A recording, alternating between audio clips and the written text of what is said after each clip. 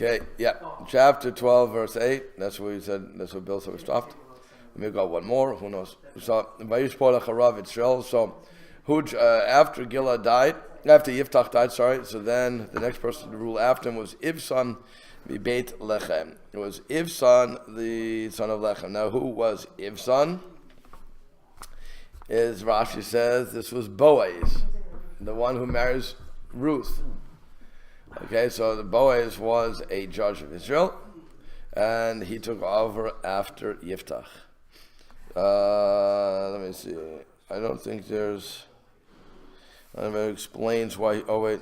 Although Boaz was a man of passion and strength, he was able to quench and cool Sonain, his desires, when Ruth appeared to him. Another reason why he's called Avtzan is because he was a faithful shepherd to his people, Avtzon. So it's a play on words. You understand? The word Avtzan is a play on words. It was the father of the sheep, who were the sheep, Bnei Israel, or he had the ability to quench and cool his desired Sonain. And again, they put that together. A man of strength and passion who could control his desires. When Ruth came, he is 80 degrees. He is 80 years old when this young girl comes to him and says, "I want to marry you," and he doesn't, he doesn't do what 20-year-olds did. He does it l'shem shamayim. Avtzan is Avtzon. Avtzon or Avtzonain. Again, the father of the sheep or the father who cooled his desires. That's how the Me'am Loes wants to explain, because the question that the Me'am Loes is asking, and everybody's asking, is why, if his Avtzan, if it's Boaz, call him Boaz. If it's Avtzan, call him Avtzan.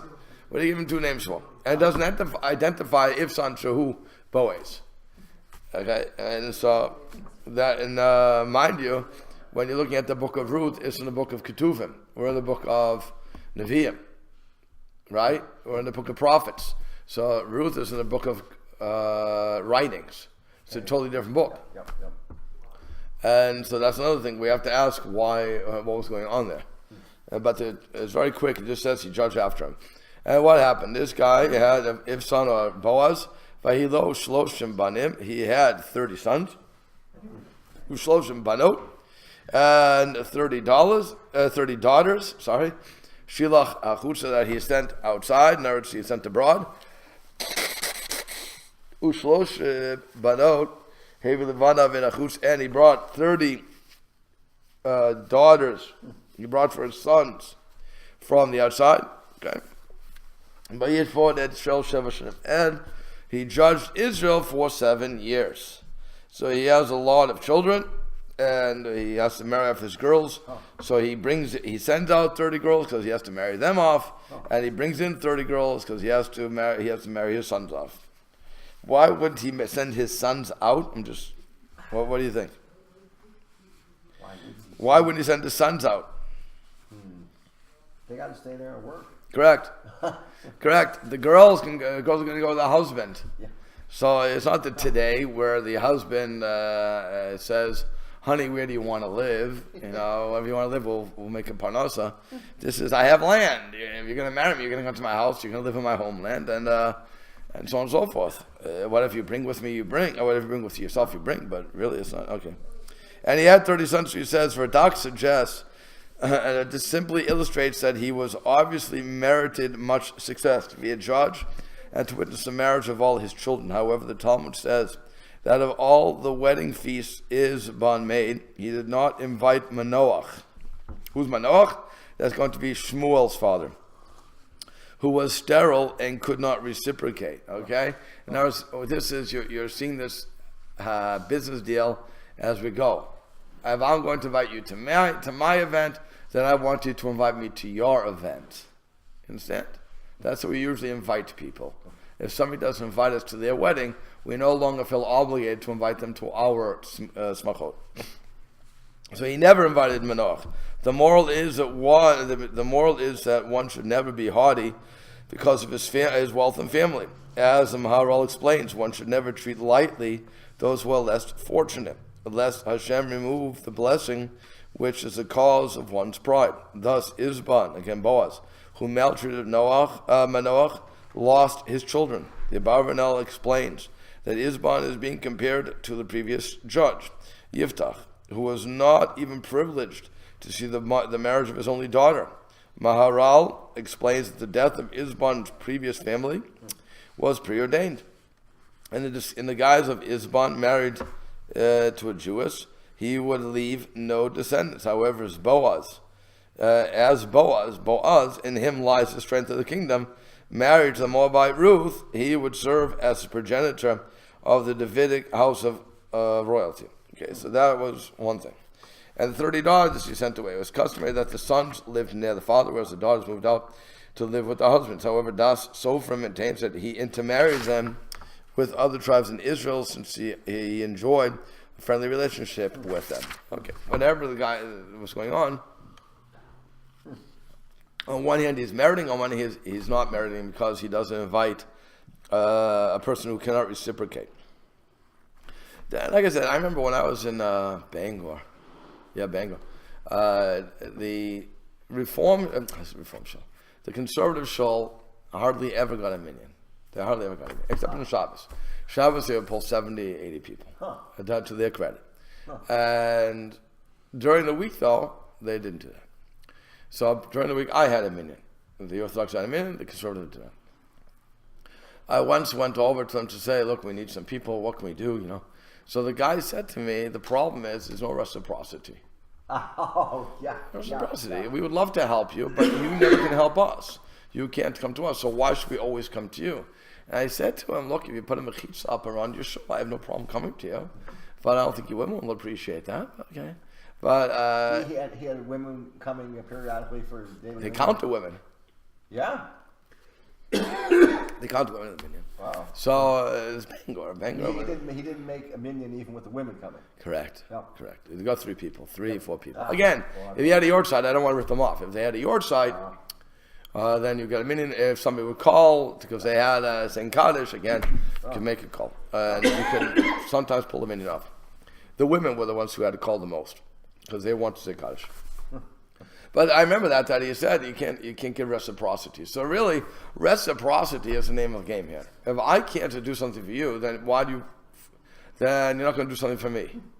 And that's what's going on here. Since Manoach could not reciprocate with a bris or with a wedding or whatever he's going to do, so according to the Radak and the Gemara, according to the Gemara, he was punished for that because he didn't invite him.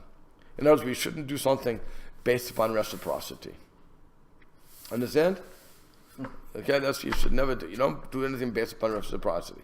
You do it based on, it's a mitzvah to do it. That's all. If it's a mitzvah. That he couldn't understand, or he was refusing to. Who? The conservative rabbi. No, it wasn't conservative rabbi. No. Oh. No, it was the lay people. The lay people. Oh, he was willing. The rabbi was willing to come. With all he was willing to come. The others didn't understand that. Correct. Hey, the Orthodox rabbi can't bring his people over there because there's no mechitza. Correct. Conservative rabbi came on cross many times. Women got insulted because they wouldn't be accepted to count. I just want to know. The conservative rabbi came across many times. Okay. He helped many times, and many of the other people did too. But there were some who said we can't. The ones who said they can't come is because they said reciprocity. So that killed the whole thing, because if they really would have worked together, they would still have a minyan to this very day. Wow. And what happened was both minyanim fell apart because because they didn't want to do reciprocity, and people die and so on and so forth. I mean, it's not a good situation. That's why it really does fall to the rabbis to be leaders, to say, I'm just going to use Orthodox, Judaism when I say this. It falls to the rabbis, that if the rabbis can get along with each other and understanding what we're all here for, to help the Jews become connected to Hashem, so then we're going to be able to rise above the pettiness that we have in the system. And again, I'm not saying that I should go to a place without a mechitza. I'm not even going to say that they should go to a place with a mechitza. I'm saying that we have to understand that how are we going to make this operate? If we can all operate on our own, by all means. It's like we have 4 minyanim here in the Orthodox side of town. If we can all work together to get 4 minyanim. Like that to be 5 or 10. I don't care. But once you realize that nobody's getting it, then it becomes a point of, okay, we have to default to one of the minyanim. We have to work together in order to serve Hashem. And that again was where in the small towns, the communities fell apart because they couldn't work together. That's my 5 minutes for it, but I think that's true. And you can, if those who really want to argue it, they can always write to me. But I think that's what happens with churches. I think that's what happens with all religions. When you start to divvy up and stand on ceremony without even knowing what the ceremony is anymore, then you end up just dividing, and nobody comes, because who wants to come? Nobody wants to go to a synagogue or a place of worship where there's tension, right? Am I right? You saw that when you were there. Nobody wants the tension. Yeah. Nobody wants to wonder, am I going to have 10? Am I going to have 15? What? Nobody wants to worry about that. They want to come in when they come in, and that's it. And that's what I'm saying. If you all work together, you all work together. Okay, let's go on. It's like everything reduces down to Shem Shemayim. Right, the Shem Shemayim. We have to do the Shem Shemayim. Keep that in front of you all the time. And if people keep the concept of doing the Shem Shemayim, then you would see the world would be different. And again, I apply that to all religions. All the pettiness disappears. Right. I was talking to somebody last night, and I said, I won't go through the whole conversation, I'll just go to the end of the conversation. I said, you have to pray to Hashem. And Hashem answers everybody's prayers. There's no prayer that goes unanswered. You may not like the answer, but no prayer goes unanswered. And so the person responds, okay, so what's the use? I said, you don't get it. The no, why does Hashem say no? So that you can appreciate that it's for your good. You have to come to understand that whatever Hashem doesn't want you to have, it's for your good. And that's it. Regardless of what it is. If you had things working, suddenly it falls apart. Okay, that's what Hashem wanted. You did everything you could. Again, I'm not saying the guy sat down and watching TV and didn't do anything. The guy worked, the woman worked, and did everything possible. They put their struggles in, they put their efforts in. It doesn't work. Fine. So then, you have to understand that's from Hashem too. And people don't have that. They say, no, Hashem doesn't answer my prayers. Hashem did answer your prayers. He said, no, not right now. The same way as we as parents say no to our kids, and then maybe 20 years down the line, we just, here you go, you asked for this, and the kids look and say, yeah, that was 20 years ago. I've reached that age where I'm very thankful. It comes up all the time with unanswered prayers. Oh, that's my point. Thank you. They were answered. They were answered. They were answered. They said no. And you have to understand why there was no. And when we appreciate, when we look at our parents and they say no to us, and we start thinking, why are they saying no? They love us. Again, if your parents is Michigan, your parents are Michigan. I'm not talking about Michigan parents. I'm saying Michigan. Yeah, I'm talking about a normal parent. If a normal parent says no to the child, it's for the child's, we as parents, hold us for the benefit of the child. So what happens is, later on, maybe it's much later on, the kid will come to us and say, thank you so much for not doing A, B, and C. And it's happened, even my family has happened many times, where my kids say, thank you so much for saying no. Or thank you so much for doing what you did. Okay, no, it's a little, it's 10 years too late, as it were, but you feel vindicated that they understood 10 years later what was going on. So again, we have to do it with Hashem. Okay, so now it says in Yud, in 10. Avtzan, so Avtzan dies, and he was buried in Beit Lechem. Okay, Vayishpol acharav et Yisrael, and so after him, Elon Hazvuloni judged Israel. Vayishpol et Yisrael Eser Shanim. He judged them for 10 years. So again, you already have 17 years of peace. Let's keep that in mind. No excitement going on. Okay. So then Vayamad Elon Hazvuloni. Elon Hazvuloni did his job nicely. Because of the attacks, and he dies in Alon in the land of Zevulun, his ancestral place. So then what happens? So now this, next one.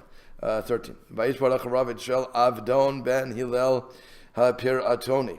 So the Avdon, the son of Hillel HaPiratoni, judged after Elon Hazvaloni. Vayhilo Arba'im Banim, he had 40 sons, Ushloshim b'nei Banim, and he had 30 grandchildren. Rochvim al Shivim Ayarim, who rode on 70, donkeys. Vayishpor Yisrael Shmona Shanim, and he judged the people for 8 years. So again, if you're keeping count, that's 17, and then you had 17 and 8, you already have 25, right? 17 is 25. V'yamad Avdon ben Hillel Piratoni, Vayki ben Piraton, Be'eretz Ephraim, Bahar Amaleki. So Avdon, the son of Hillel the Piratoni, died, and he was buried in Piraton, a land of Ephraim, in the mount of Amaleki. So it says, just one thing about, they rode 70 young donkeys. Likewise, Avdon's success is illustrated here. His family was extremely wealthy and did not have to engage in any work. Hence, they could ride about freely. The Das Sofrim maintains that under Avdon's direction, they toured the country and reported to him the state of affairs. Okay, so that's how he kept things going. Now, and so you see, there was a nice respite from all the enemies. By the way, while there's a respite and it was being judged nicely and they're seemingly doing their jobs, we're seeing that they potentially got a little lazy. Well, somebody got lazy. Because it says, I don't want to call them lazy, but it's on 13, V'yosifu b'nei Yisrael la'asot hara b'nei Hashem. Once again, after Avdon died, so b'nei Yisrael started to do bad, or continue to do bad in the eyes of Hashem. Vayidneim Hashem b'yad Pelishtim. Hashem gave them into the hands of Pelishtim Arba'im Shana for 40 years. There's another interesting thing. It's Hashem, not Elokim. Right? It's the God of mercy who's given them over, not the God of judgment. And that should be something that we're looking at. Why is it Hashem versus versus Elokim? Okay. Like I said, I'm not going to answer every question, but that's something you should ask. Vayihi ish echad mitzarav mishpachad hadani, and there was a man from Sarah, mishpachad hadani, ushmo Manoach, from the family of Dan, and his name was Manoach. His wife was barren, v'lo yalada, and she did not give birth. Well, if she's barren, then you have to say she didn't give birth, right? Oh. Right? If she's barren, you say, well, it's pretty obvious that she can't give birth. So what's going on there? So he explains that there was one. Let's look at the whole thing. Manoach's wife was Hatzalaponi, from the tribe of Yehuda. His name is constructed from Panat Sail. She acknowledged the angel, but by the angels it went to Lot. 8, Yosef suggests that Sail, which means shadow, indicates an angel who has no permanent corporeal form as a shadow. The angel came to make peace between her and her husband, whom she blamed for the childlessness. The angel informed her that she was the barren one. Therefore, she omitted mentioning this to her husband in the verse later on. Okay, Imam Loez explains that he was called Manoach because he was at times the recipient of divine prophecy, which is called Menucha, resting. Therefore, Manoach knew that it was actually his wife who was barren.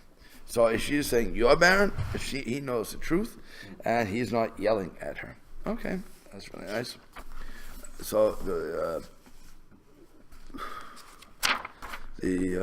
is it?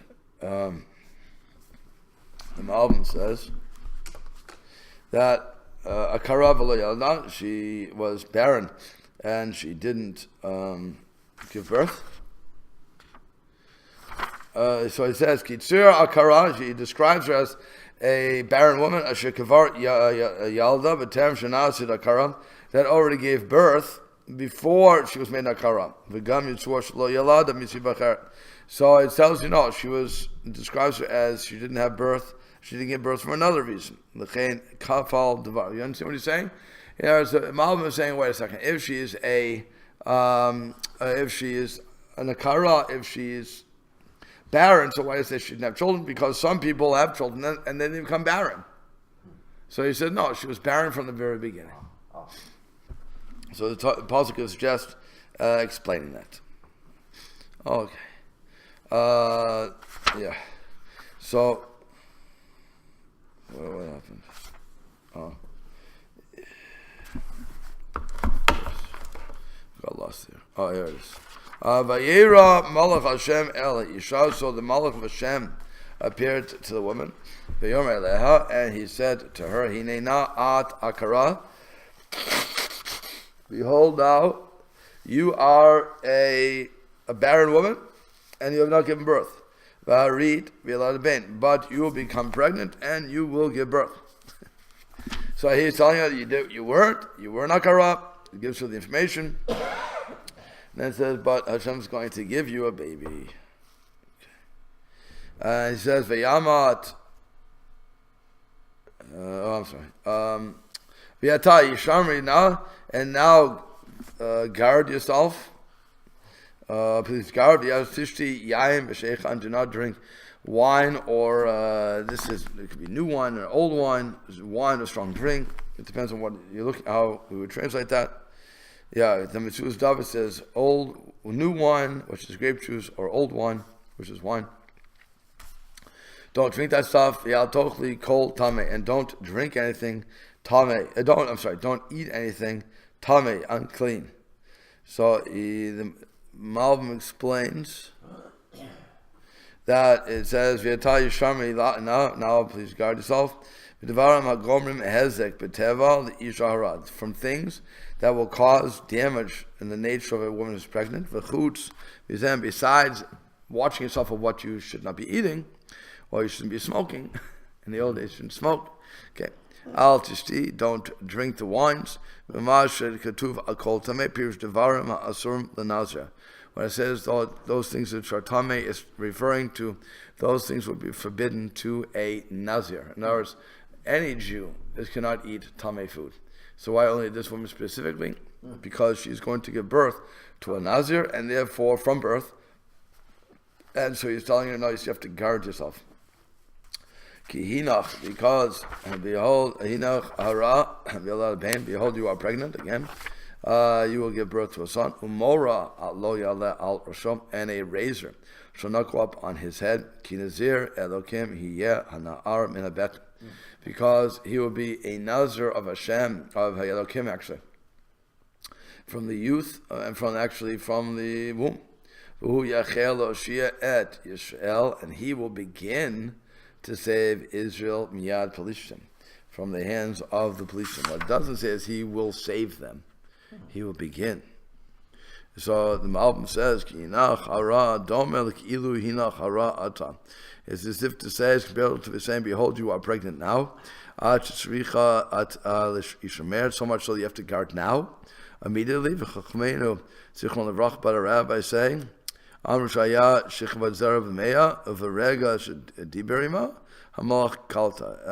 happened was they had relations. She had semen that was not worthwhile, because again she was pregnant. And in that moment that the angel spoke with her, the seed was gathered together and became potent. And that's why it says from the beginning, what's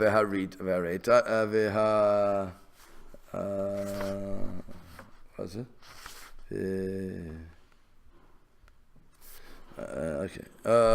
And you'll become pregnant, but I did in the future. And afterwards it says, hara, and then it says, behold, you're pregnant in this moment. That's where it says, you will give birth in a dream. So it's using the tenses in a different manner, because she was already prepared to give birth. You understand what's going on? So the Malach is giving her a heads up. you are barren.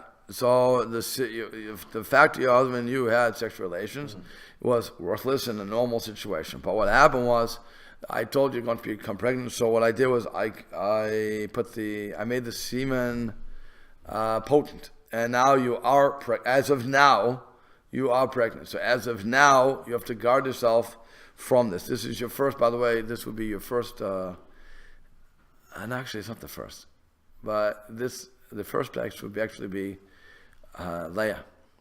But this would be the first, one of the first instances of artificial insemination.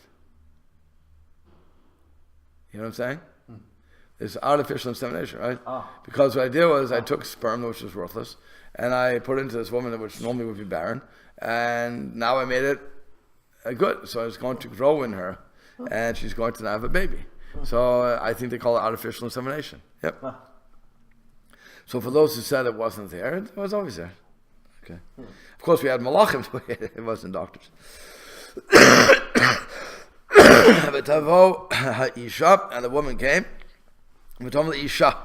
and she told her husband, Lamor, saying, Ish Elokim Ba'ilai, man of God came to me, Umar Ehu, and in his vision, Kamare Malach Elokim Noram Od, and his appearance was like the appearance of an angel, which was very awesome. And I did not ask him for where he was, and he did not tell me his name. Okay, she goes to that, very nice. And so what's going on here? All of them explains. She herself was not certain whether it was a man or a malach, a man or an angel.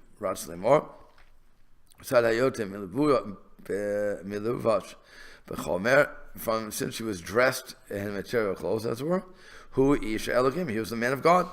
Misad Irato, and from the fact that it was an awesome experience. Hu kamalach, and that was why she was like a malach. He was like a malach. So she could kamar a malach. He had the appearance of an angel. Mitzad shehu noramod, because it was very awesome. And I didn't ask him where he was, what this is. Because normally the custom would be to ask him where you're coming from. And then the person would say his name. Like when Micha said to his Levi, where are you from? And he said, I'm a Levi. So it was normal that when you ask, where are you from? You say, I'm from blah, blah, my name is blah, blah. So she's saying, I didn't ask him, he didn't tell me. Okay. And he said to me, Hinach Arav Yolad Bain. Behold, you will give birth to a son. Aviata. And now, Al Tishti Yayin V'Sheichar Ve'al Tochli Kol Tum'ah. And now you should not eat, drink wine and strong wine. Or again, wine and strong drink. Ve'al Tochli Kol Tum'ah. And you should not eat anything that's unfit for a Nazir to eat. Ki Nazir L'Kim Yihiyeh Hanar. Because the boy will be a Nazir to Hashem. Min Beten Ad Yom Moto. From the womb until the day of his death. So the Malbim explains, he said, Masha Amrala et Akara, the fact that the Malach said to her, you are barren, lo higida. She did not tell her husband. She didn't tell Manoach. Why? B'nei Shalom, because of peace. Because if she would have said, he told me I'm barren, so he could have said to her, all these years you were blaming me, and now he knows you. So in order to avoid that sort of a fight, or having to say, I'm sorry for insulting you all these years, okay? And